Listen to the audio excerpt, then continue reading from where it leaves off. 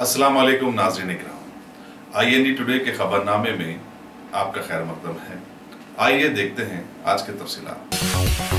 रियासत तेलंगाना के governor Shri ESL Narasimhan ने आज राजभवन की एक तकरीब में रियासती सहाफ़ियों की मुनफरिद तंजीम Telangana state union of working journalist यानी TUWJ की मीडिया डायरी और 2018 के एक नए कैलेंडर की रस्म इजराई अमल में लाई।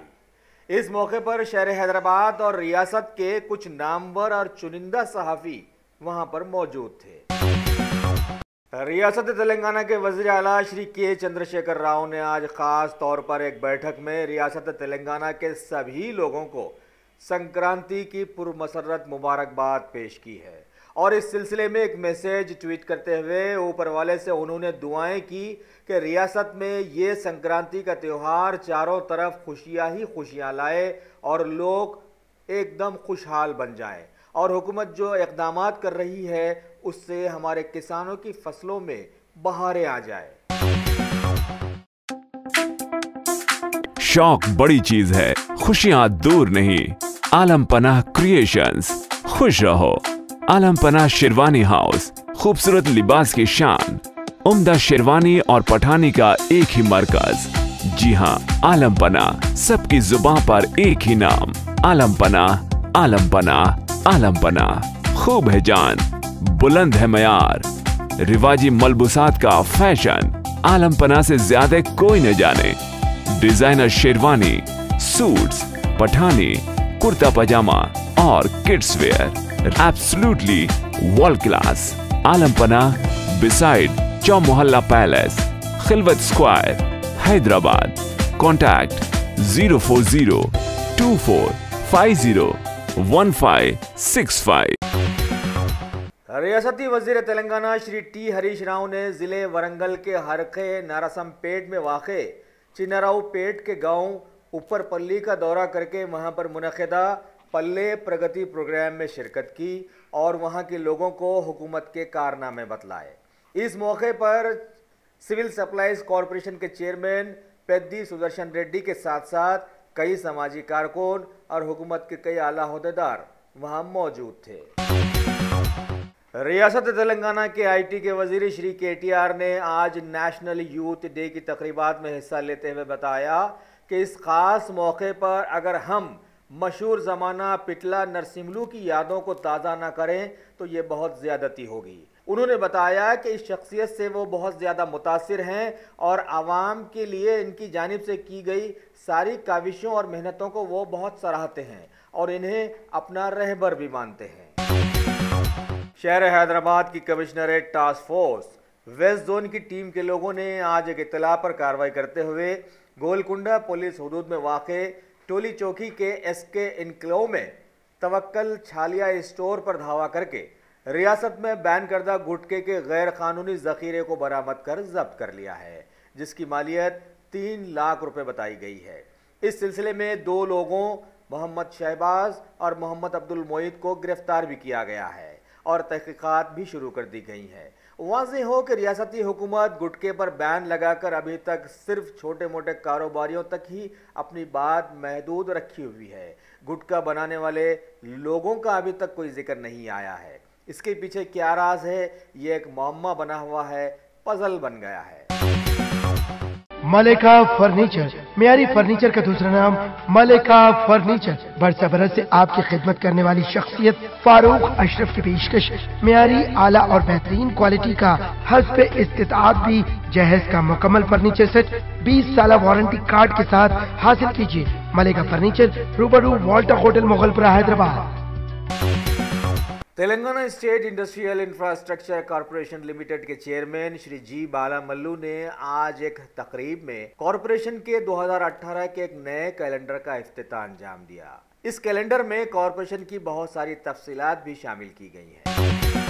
कहावत मशहूर है कि इंसान चाहे कितनी भी उम्र का हो जाए लेकिन दिल जवान होना चाहिए।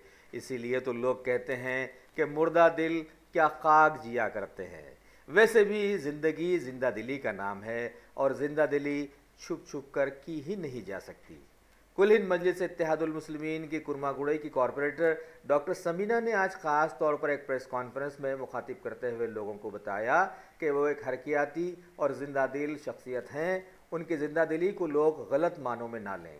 इस तरह से उन्होंने अपनी साबिक़ा कारकर्दगी की तफसील भी मीडिया के सामने रखी।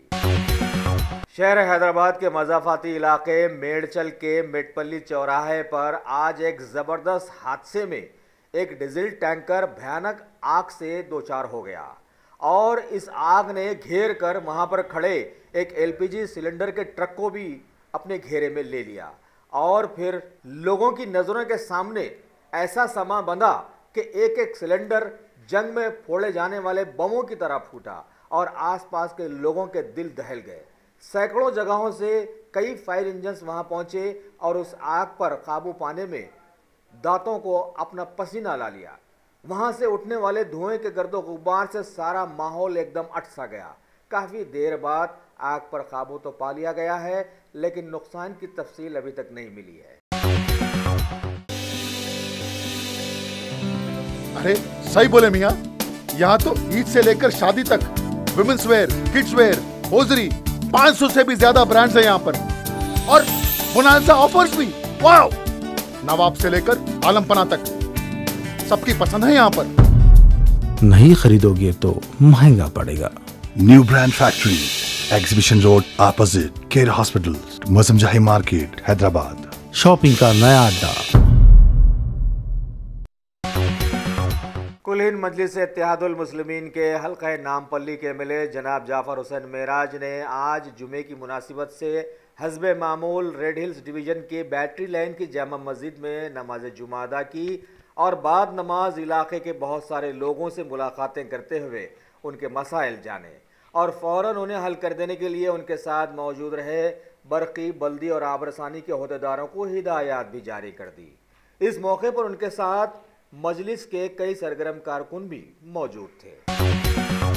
नए साल के पुरमसरत मौके पर शहर हैदराबाद में सजाई जाने वाली सारे मुल्क की शोहरत याफ्ता ऑल इंडिया इंडस्ट्रियल एग्जीबिशन में आज सिटी पुलिस कमिश्नर श्री वीवी श्रीनिवास राव IPS ने महकमे पुलिस की जानकारी देने वाली स्टॉल का इफ्तिताह अंजाम दिया। इस मौके पर महकमे के कई DCPs, DDs और ट्रैफिक के कई आला ओहदेदार वहां पर मौजूद थे। राजेंद्र नगर पुलिस के क्राइम इंस्पेक्टर और उनके अमले ने पिलर नंबर 216 के पास चेकिंग के दौरान सैयद गौस और उसके गिरोह को गिरफ्तार किया, जो कि राजेंद्र नगर मैलारदेवपल्ली पुलिस हुदूद में कई मामलात में मुलव्विस और फरार थे। उन्हें आज गिरफ्तार करके अदालती तहवील में दे दिया। इस इक़दाम पर ACP राजेंद्र नगर ने राजेंद्र नगर की क्राइम इंस्पेक्टर और इनकी टीम को मुबारकबाद भी दी। Top selection computers advance technology के दौर में एक जाना पहचाना नाम, एक ही छत के नीचे तमाम सहूलियात से आरास्ता, हर किस्म की सर्विस दस्तियाब, माहिर टेक्नीशियंस की निगरानी में रिपेयर्स की भी सहूलत, इस्तेमाल शुदा मुकम्मल PC और लैपटॉप्स 5 स्टार 6000 के ऑफर्स में दस्तियाब। अलावा CCTV कैमरे वगैरह की खिदमत के लिए भी हमसे राब्ता कर सकते हैं। तो फिर सोचना कैसा, आइए आप खिदमत का मौका दीजिए। हमारा पता top selection computers, sale service, wholesale and retail, Vijayanagar colony beside Ryan hotel, Hyderabad. PM Modi के चहेते भारतीय फौज के जनरल श्री बिपिन रावत ने आज खास तौर पर मुल्क को बताया कि हमारा पड़ोसी मुल्क चीन बहुत ताकतवर मुल्क बन गया है, लेकिन हमारा भारत भी कमज़ोर नहीं है।